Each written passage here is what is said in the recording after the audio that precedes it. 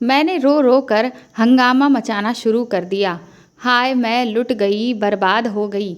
इस जालिम आदमी ने मेरी इज्जत खराब कर दी। मैं कहीं मुंह दिखाने के काबिल नहीं रही। अब मैं कहाँ जाऊंगी? मेरा तो कोई सहारा भी नहीं है।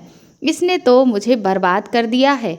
ये किराए के पैसे लेने आया था और उसके बहाने से इसने तो मुझे ही लूट लिया। मेरे इतना हाय तौबा करने की वजह से हर कोई मेरी हालत देखकर अपने आंसू रोक ना सका था। मुझे बचपन से ही ड्रामा करने का बहुत शौक था और आज मैंने ऐसा ड्रामा किया था कि हर कोई मेरे इस झूठे ड्रामा में फंस गया था। पूरा मोहल्ला हमारे घर के बाहर इकट्ठा हो गया था। सबकी हमदर्दी मेरे साथ थी। हर कोई मेरे मकान मालिक को बद्दुआ दे रहा था और मेरा मकान मालिक हर किसी को अपने बेगुनाह होने की बात बता रहा था। लेकिन वहाँ मौजूद लोगों में से किसी को भी उसकी बात पर भरोसा नहीं था। मैं एक जवान लड़की थी और मेरी हालत बहुत ख़राब दिख रही थी, इसीलिए हर किसी की हमदर्दी भी मेरे ही साथ थी। मैं रोते रोते तिरछी निगाहों से अपने मकान मालिक को देख रही थी, जो अपने आप को इस भीड़ के गुस्से से बचाने की कोशिश कर रहा था।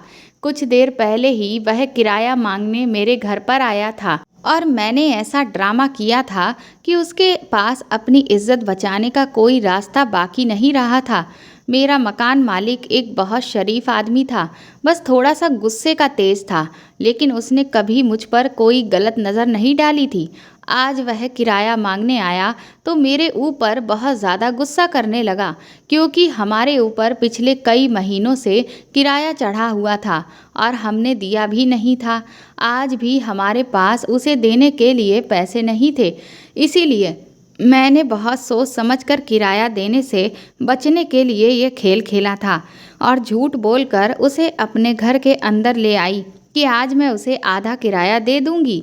पहले तो वह मुझे मना करने लगा, लेकिन मैंने उसे ज़बरदस्ती अंदर बुला लिया।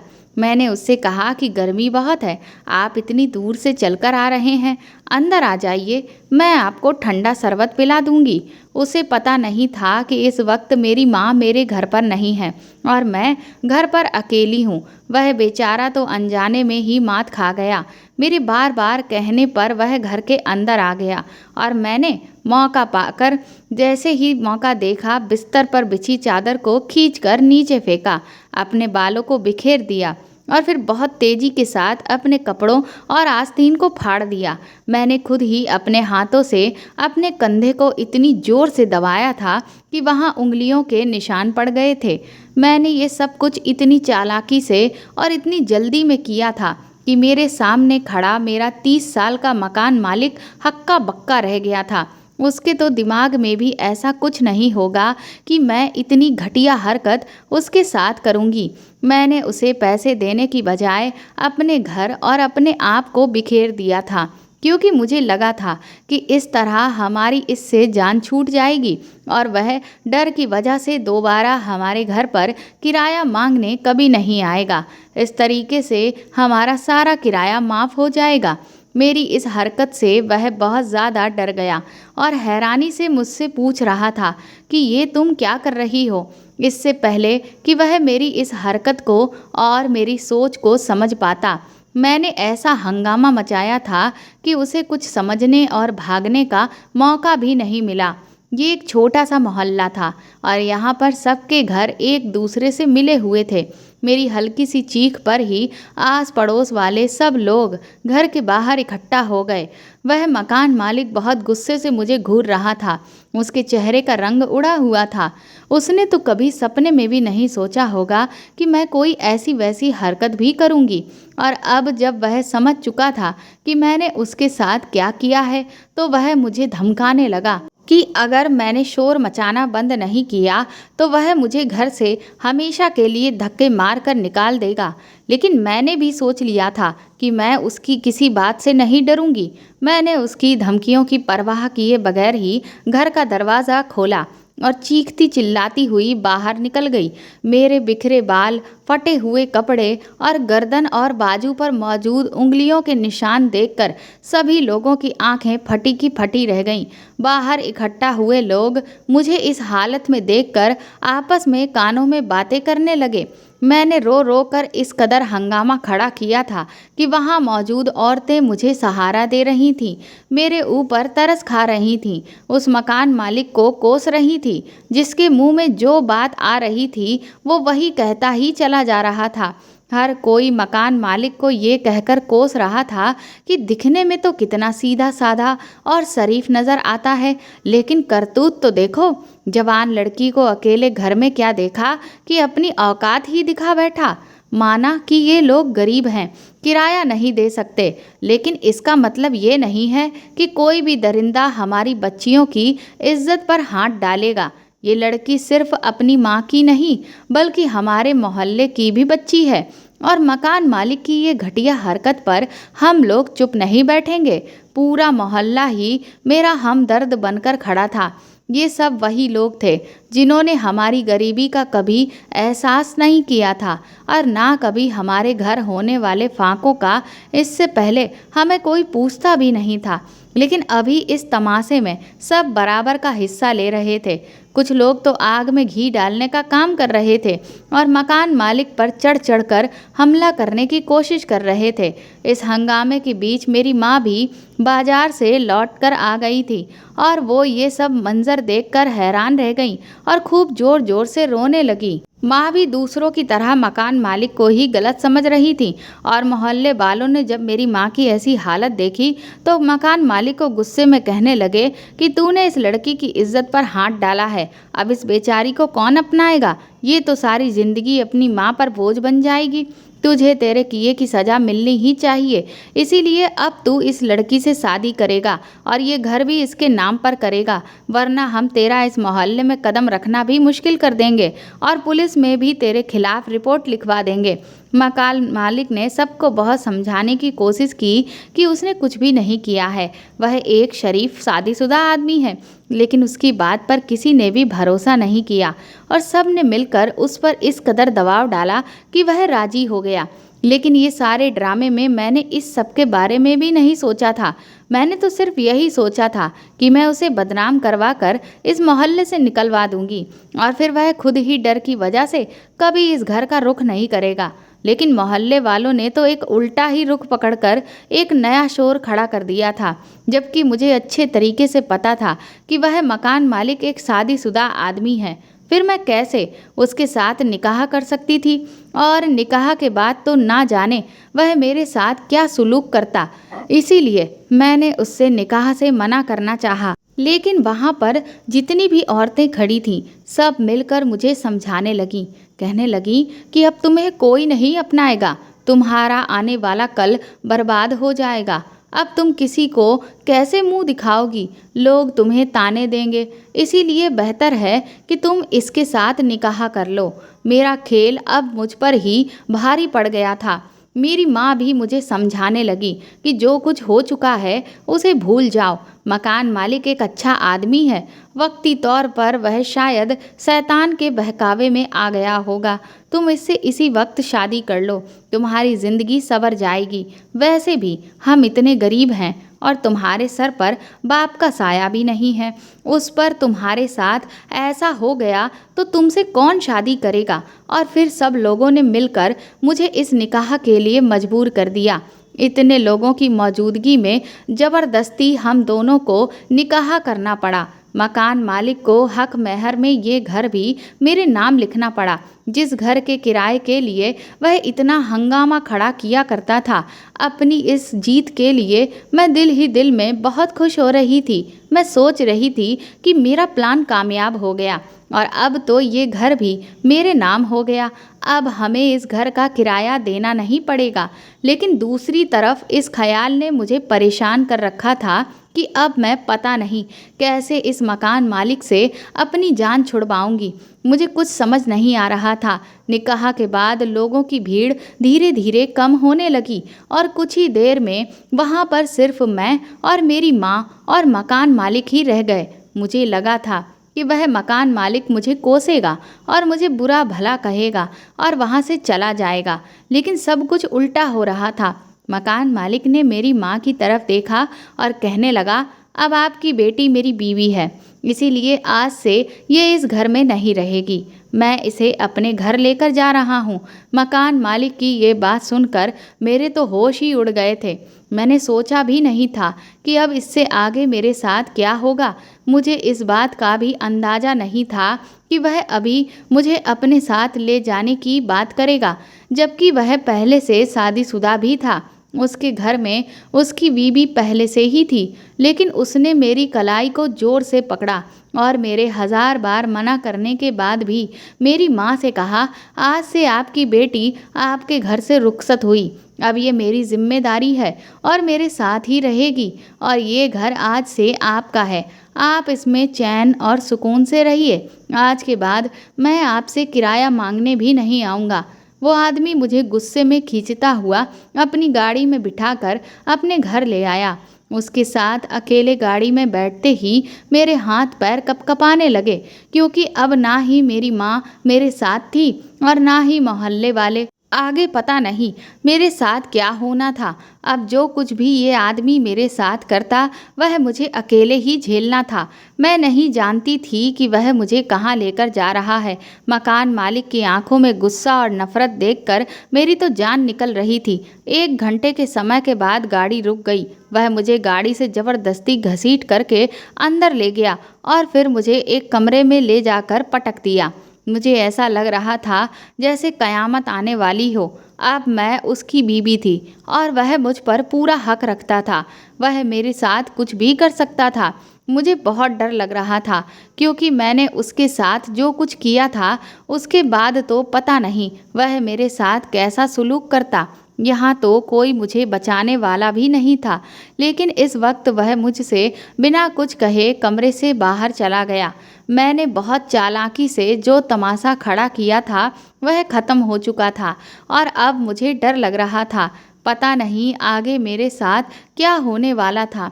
मैं अपने खड़े किए तमाशे पर ही पछता रही थी। यही सब बातें सोचकर मैं रोने लगी।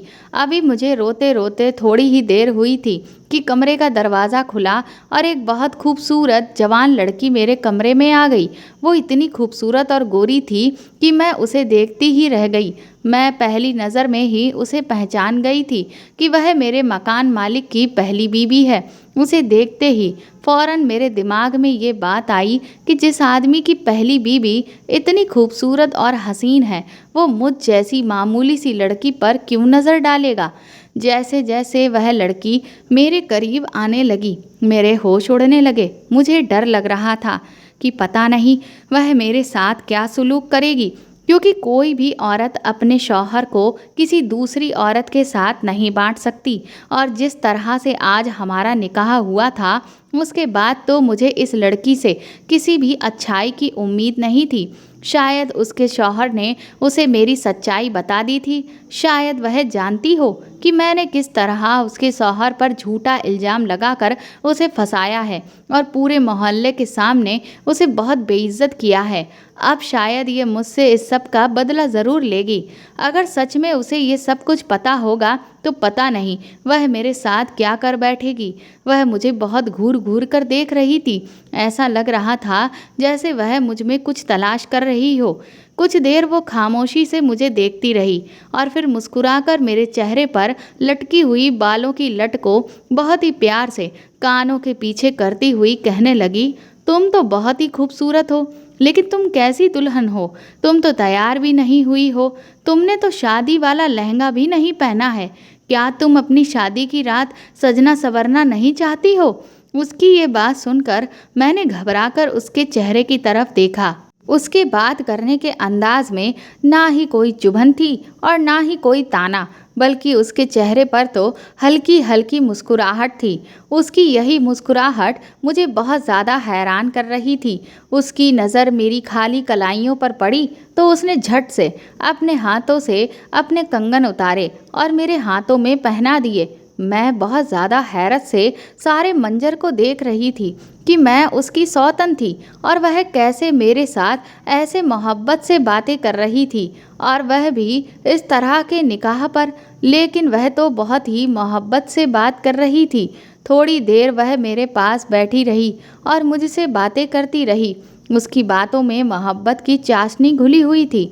उसने मुझसे कोई भी ऐसी बात नहीं की थी जिससे मुझे ऐसा लगे कि वह मुझसे नफरत करती है, और ना ही कोई दुश्मनी की बात की थी, बल्कि वह तो बराबर मुस्कुराती ही चली जा रही थी। उसकी मोहब्बत भरी बातों ने मुझे कुछ हौसला दिया था, और मैंने डरते डरते उससे कहा कि मुझे साजिद से बहुत डर लग रहा है। पता नहीं वह मेरे साथ कैसा सलूक करेंगे। जाने अनजाने में मुझसे जो खता हुई है, मैं जानती हूँ वह बहुत बड़ी गलती है, लेकिन गरीबी ने मुझे ये गलत कदम उठाने पर मजबूर किया था। मैं उस लड़की से अपने किरदार की सफाई पेश करने लगी। मेरी बात सुनकर वह कहने लगी, तुम फिक्र मत करो, साजिद बहुत अच्छे इंसान हैं, वो तुम्हें कुछ भी नहीं करेंगे। और फिर वह उठकर कमरे से बाहर चली गई, और कुछ ही देर बाद लौटकर आई तो उसके हाथ में दूध का गिलास मौजूद था। उसने ज़बरदस्ती वह दूध का गिलास मेरे हाथों में पकड़ाया और मुझसे कहने लगी, ये दूध तुम पी लो, और तुम देखना तुम पर साजिद बिल्कुल भी गुस्सा नहीं करेंगे। वह दूध का गिलास मुझे पकड़ाकर फिर कमरे से बाहर चली गई। मुझे भी भूख लग रही थी, क्योंकि इस सारे ड्रामे की वजह से मैंने दोपहर का खाना भी नहीं खाया था। वह भी खाना मैं भूल गई थी, और उसके बाद निकाह का चक्कर और इस घर आने तक रात हो गई थी। इसीलिए मैंने भी वह दूध का गिलास पूरा ख़त्म कर दिया और कमरे में यहाँ वहाँ दौड़ लगाने लगी कि शायद कुछ रास्ता नज़र आए। कुछ ही देर गुजरी थी कि कमरे का दरवाज़ा दोबारा खुला, और ये देखकर मेरे पैरों तले से ज़मीन निकल गई कि मेरी सौतन दूल्हा बनी कमरे के अंदर आ रही थी, और उसने कमरे के दरवाजे पर अंदर से कुंडी लगा दी थी। उसकी इस हरकत पर मैं बहुत ज़्यादा घबरा गई थी।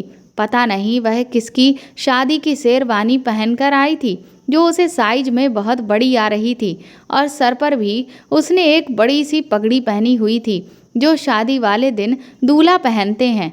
मुझे समझ नहीं आ रहा था कि अभी कुछ देर पहले मेरी सौतन बिल्कुल ठीक थी और मुझसे बातें कर रही थी। अचानक इसको क्या हो गया? वो क्यों दूल्हे के कपड़े पहनकर मेरे पास आई है, और उसने दरवाजे पर अंदर से कुंडी क्यों लगाई है? वह एकदम से मेरे बिस्तर पर आकर बैठ गई और अपने हाथ में पकड़ी हुई एक छोटी सी मखमली डिब्बी खोलकर उसने मेरे सामने रख दी, जिसमें खूबसूरत सी सोने की चेन चमक रही थी। वह मोहब्बत से मुस्कुराती हुई कहने लगी, ये तुम्हारी मुंह दिखाई का तोहफा है मेरी तरफ से। तुम मेरी दुल्हन हो और तुम बहुत ही अच्छी हो। उसकी बात सुनकर तो मेरी जान ही निकल गई थी। मैं उसकी दुल्हन कैसे हो सकती थी? वह तो खुद भी एक लड़की थी। पता नहीं क्यों वह ऐसी बहकी बहकी बातें कर रही थी। मैं डर कर अपने बिस्तर से उठकर खड़ी हुई। मैंने उसे गुस्से में कहा कि लगता है तुम्हारा दिमाग खराब हो गया है। तुम कैसी बहकी बहकी बातें कर रही हो? मुझे खड़ा होता हुआ देखकर उसने मुझे हाथ से पकड़ा और ज़बरदस्ती दोबारा बिस्तर पर बिठाकर कहने लगी, मैंने कहा ना तुम मेरी दुल्हन हो, अब तुम यहाँ से कहीं नहीं जाओगी। मैं तुम्हारा बहुत ध्यान रखूँगी, तुम्हें मैं बहुत प्यार करूँगी, लेकिन तुम मुझे छोड़कर कहीं भी मत जाना। मैं हक्का बक्का होकर उसकी बात सुन रही थी। मेरा बस नहीं चल रहा था कि मैं किसी भी तरह इस कमरे से निकलकर बाहर भाग जाऊं, लेकिन वह लड़की तो दुबली पतली होने के बावजूद भी मुझ पर अपना जोर दिखा रही थी। जब उसने मेरे चेहरे को छूने की कोशिश की तो मेरे मुंह से एक जोरदार चीख निकली और मैंने उसे धक्का देकर बाहर भागने की कोशिश की।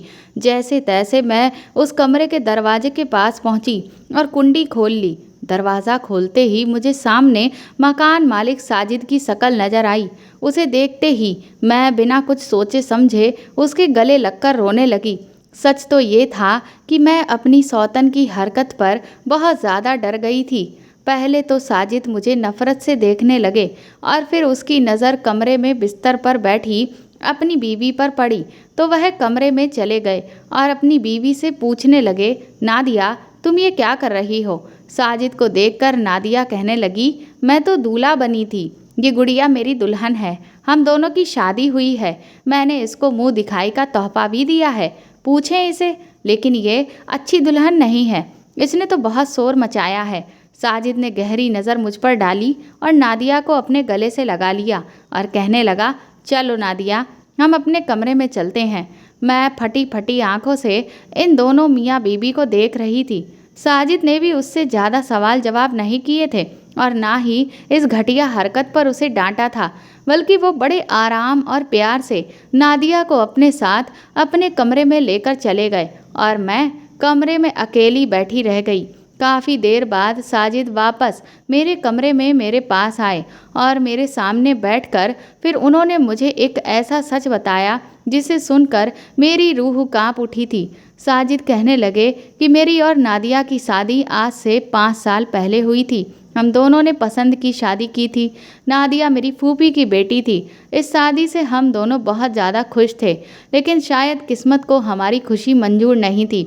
शादी के 4 महीने बाद नादिया प्रेग्नेंट हो गई थी। हम बहुत ज़्यादा खुश थे कि हम माँ बाप बनने वाले हैं, लेकिन कुछ महीने के बाद ही अचानक से हमारा बच्चा ख़त्म हो गया और नादिया से ये दुख बर्दाश्त नहीं हुआ।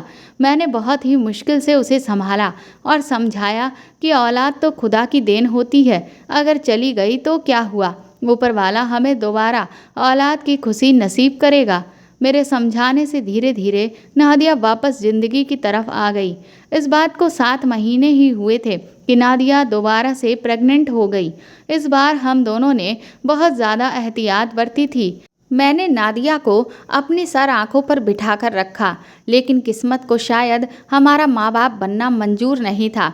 इस बार भी कुछ ही महीनों में हमारा बच्चा फिर से ख़त्म हो गया। दूसरी बार भी ऐसा ही होने पर नादिया पूरी तरह से टूट गई।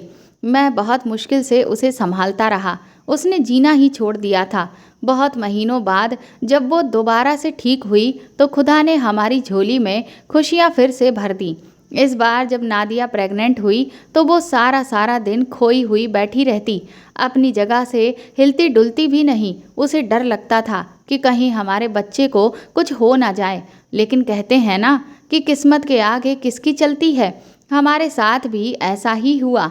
इस बार नादिया ने एक सेहतमंद बच्चे को जन्म तो दिया, लेकिन वह बच्चा 2 हफ्ते से ज़्यादा हमारे घर में नहीं रह सका और उसका इंतकाल हो गया। उसकी मौत ने नादिया को इस कदर तोड़ कर रख दिया कि उसके दिमाग की हालत खराब हो गई और वह पूरी तरह से पागल हो गई। कभी वह छोटे बच्चों की तरह खेलना कूदना शुरू कर देती है, तो कभी दुल्हन बनकर बैठ जाती है, कभी खुद को दूल्हे की तरह तैयार करके दूल्हा बन जाती है, तो कभी पागलों की तरह चीखने चिल्लाने लगती है। पहले मेरे पास पैसों की कोई कमी नहीं थी। मेरे पास अपनी बहुत ज़्यादा ज़मीन और जायदाद थी, लेकिन आहिस्ता आहिस्ता नादिया के इलाज के पीछे सब कुछ ख़त्म होता चला गया और मेरे पास कुछ भी नहीं बचा। अब इस हालत में मैं नादिया को अकेला नहीं छोड़ना चाहता था, इसलिए मैंने अपने कारोबार से अपना ध्यान हटा लिया और अपना सारा ध्यान और वक्त मैं नादिया को ही देने लगा और फिर धीरे धीरे सब कुछ मेरा बर्बाद ही होता चला गया। अब बात यहाँ तक आ गई है कि मेरा सब कुछ बिक गया है। वही एक घर बच गया जिसमें तुम और तुम्हारी माँ किराए पर रहते थे। मजबूरन मुझे किराए के लिए तुम लोगों को मजबूर करना पड़ता था, क्योंकि साइकाट्रिस्ट ने तो ये कहा है कि नादिया के इलाज पर बहुत ज़्यादा पैसा खर्च होगा और मेरे पास अभी इतने पैसे नहीं थे। इसीलिए ना चाहते हुए भी मैं बार बार तुम लोगों के दरवाजे पर किराया मांगने आता।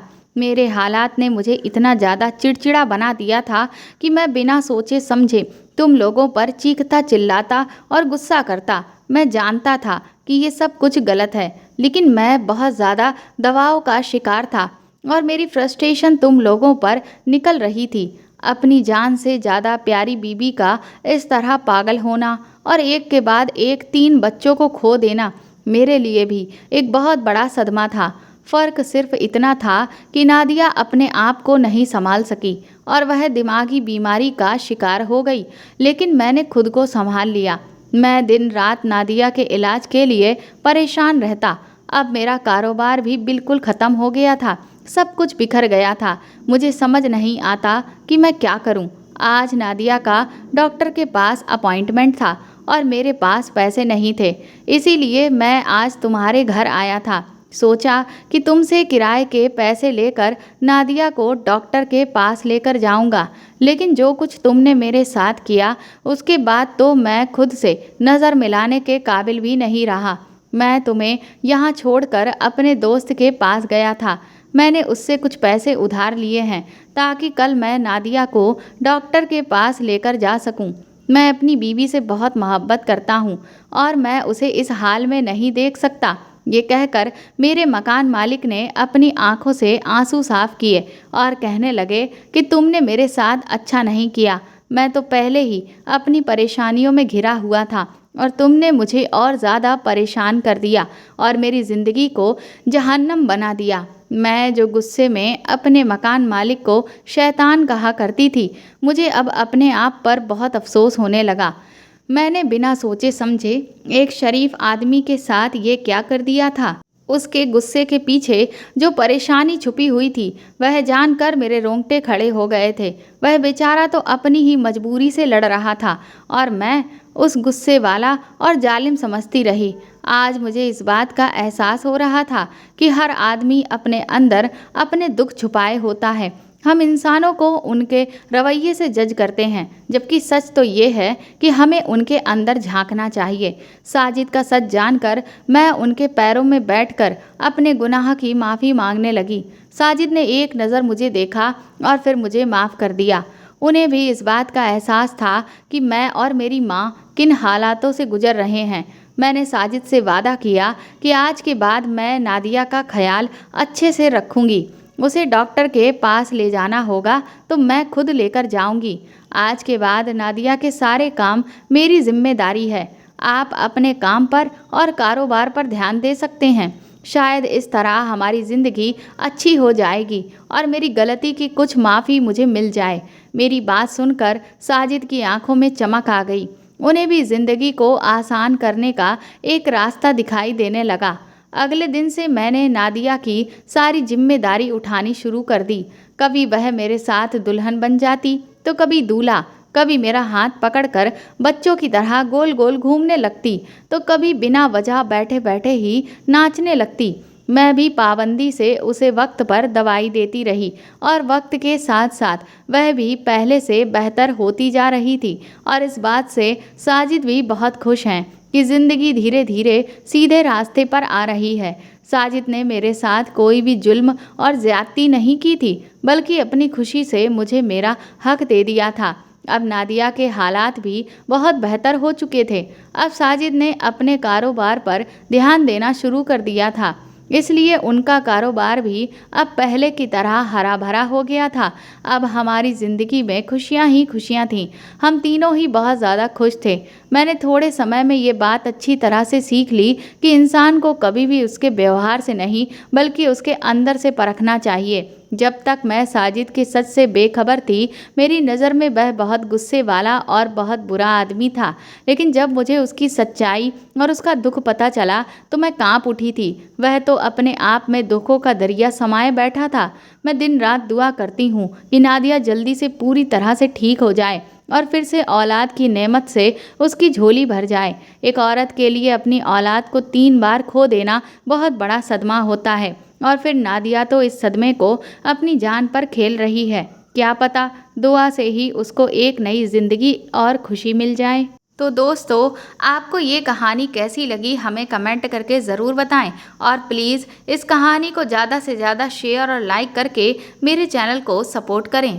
साथ ही अगर आप चाहें तो मुझे सुपर थैंक्स भी खरीद कर दे सकते हैं। सुपर थैंक्स का ऑप्शन आपको इस वीडियो के नीचे दिए हुए सभी ऑप्शंस में दिख जाएगा, जो कि हार्ट शेप में बने हुए डॉलर के साइन के तौर पर है। और अगर आप मेरे चैनल पर नए हैं तो सब्सक्राइब करके बेल आइकन को ज़रूर दबा दीजिएगा, ताकि आगे भी मैं आपको ऐसी ही अच्छी कहानियाँ सुनाती रहूँ। Thank you.